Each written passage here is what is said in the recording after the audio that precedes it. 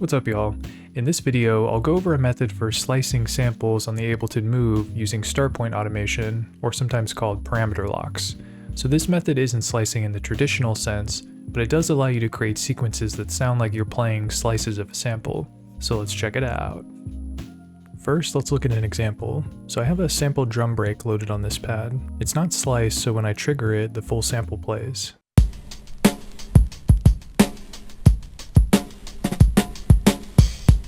But when I press play, you'll hear different parts of the break triggering at different points in the sequence, and you can also see the playhead moving around across the waveform.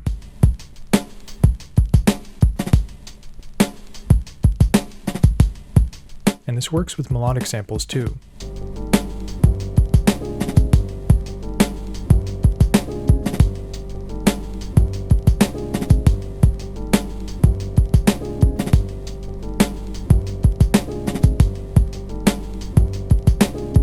So each of the steps in the sequence has a different start point, which makes the playhead jump around in the sample and trigger different parts.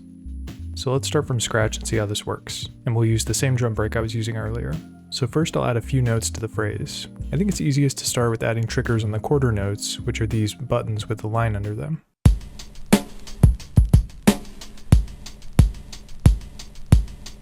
So now it's triggering the start of the sample each time.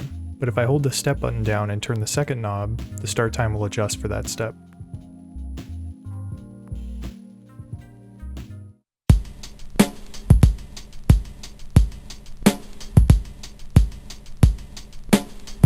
If you enable the shift lock by pressing shift twice, you can see the waveform zoomed in, which makes it easy to move the start point near the transients where the drum hits are.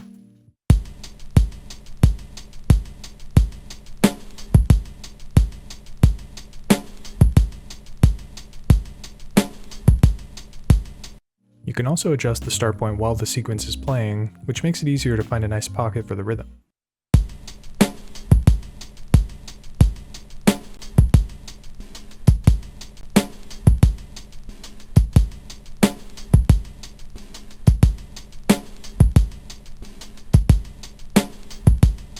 This sequence is just using the quarter notes, but you could also add notes anywhere to keep the sequence interesting.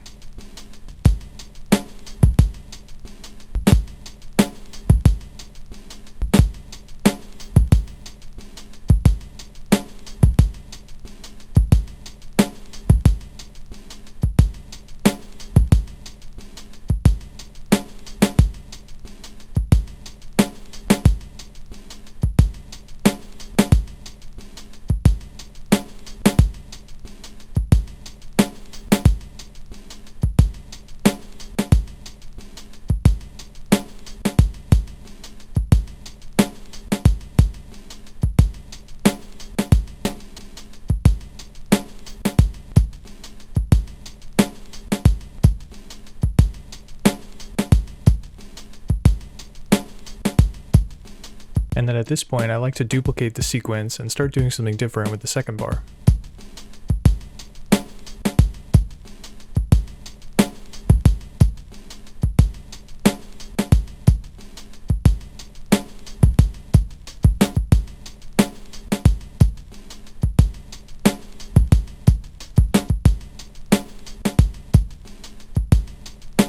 And we can try the same thing with the melodic sample.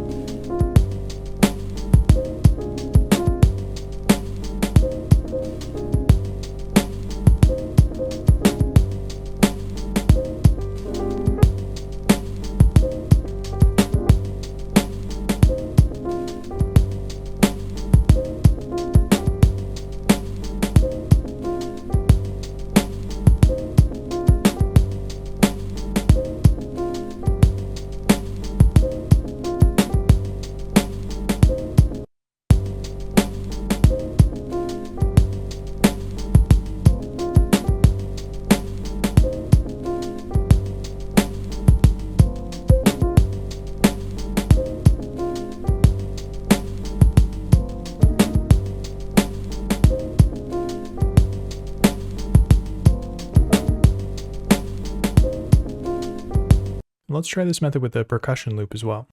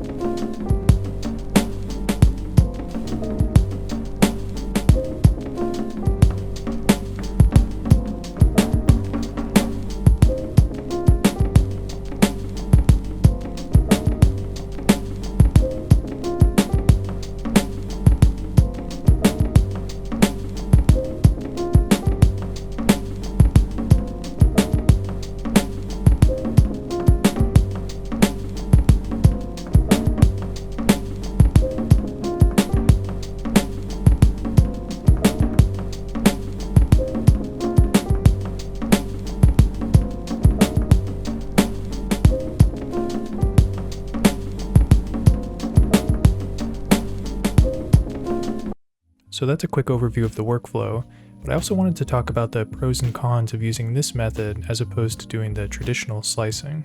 One advantage this method has over the traditional slice method is that it's easier to visualize the sequence, so you can see all the steps lit up where you have notes, whereas if you had slices in your sequence on different pads, you would have to have the pad selected to see those step buttons at the bottom lit up. Another advantage is that when you adjust the parameters on the pad that you've sliced, the changes get applied to all the notes that you've sequenced, even though you only need to make the changes on one pad. So this is great if you want to adjust the pitch or other parameters.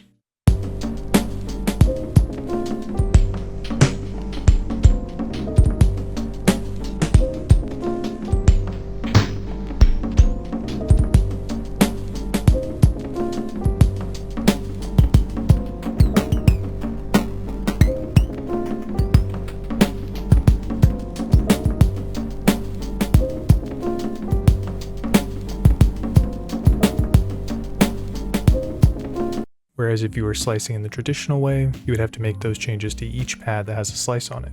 And something else I find useful about this method is it allows you to find very interesting pockets with the samples, particularly rhythm samples like percussion loops and drum breaks. Especially if you're adjusting the start point while the sequence is playing, it's really easy to find a nice groove, although it can be a little bit more challenging if you're using melodic samples or full band samples. And there are some disadvantages as well. The first is that it's definitely not as intuitive as just playing a sequence by tapping different pads, so it takes a little bit of practice to get familiar with. And it's definitely not as good for expressive performance, like playing sample chops live or using the velocity sensitivity on the pads to get a variation in the levels. Also, the sequence can be difficult to edit. It feels like a lot more trial and error than just playing notes in with the recording on. Overall, I think this is a neat way to sequence sounds on the move. It reminds me of using the Dirty Wave M8 tracker. So part of the process is being precise about where you put the notes down, and part of the process is just picking random start points and seeing what sticks. So give it a shot sometime. And that does it for this video. Thanks for watching. See you next time.